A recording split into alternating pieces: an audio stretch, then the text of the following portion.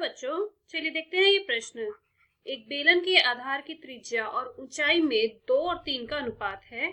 यदि बेलन का आयतन 1617 सेंटीमीटर घन है तो बेलन का संपूर्ण पृष्ठ ज्ञात कीजिए। इस प्रश्न को हल करने के लिए हम इसकी मुख्य अवधारणा देख लेते हैं। यहाँ पे बात की गई है एक बेलन की, तो आपको पता होगा बेलन का आकार कुछ इस प्रकार से होता है, जहाँ पे ऊपर और नीचे होते हैं इसके वृत्ताकार आकृति। इसके केंद्रों को मिलाने पर ये जो रेखा हमें प्राप्त हो रही है ये है इसकी ऊंचाई h और ये है इसकी त्रिज्या r।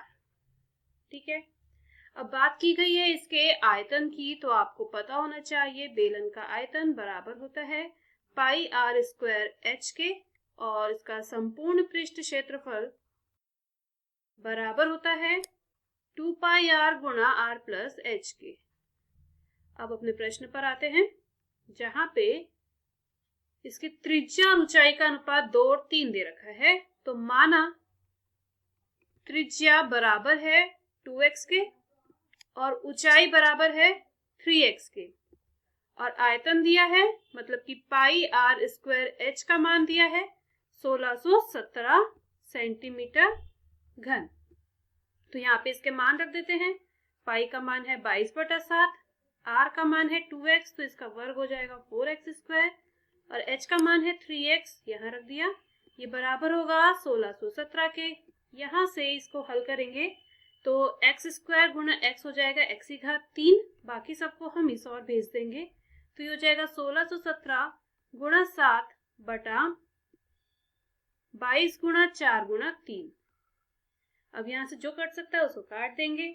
इसको हम 11 से काट देते हैं, तो 11 दूनी 22, इसको हम 11 से काटेंगे तो यहाँ आएगा 1 4 7 147।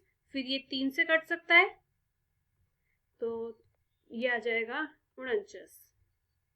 तो यहाँ पे x की घात 3 बराबर मिला है 49 को आप क्या लिख सकते हो 7 गुणा 7, और एक 7 यहाँ पे भी है।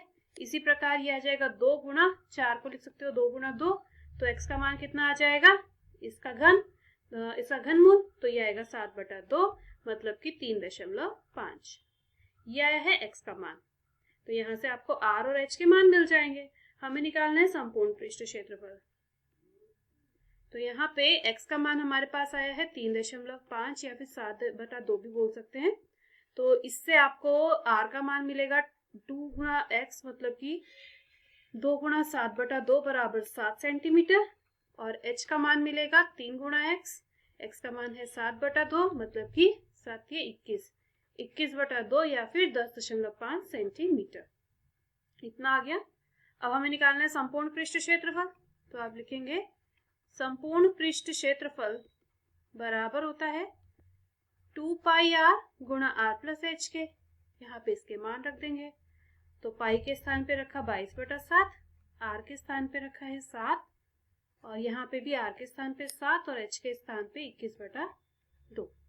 ये बराबर होगा, यहाँ पे 7 से 7 कट जाएगा, 22 दूनी 44, और ये हो जाएगा 10.5, 10 और 7 17, ये हो जाएगा 17.5।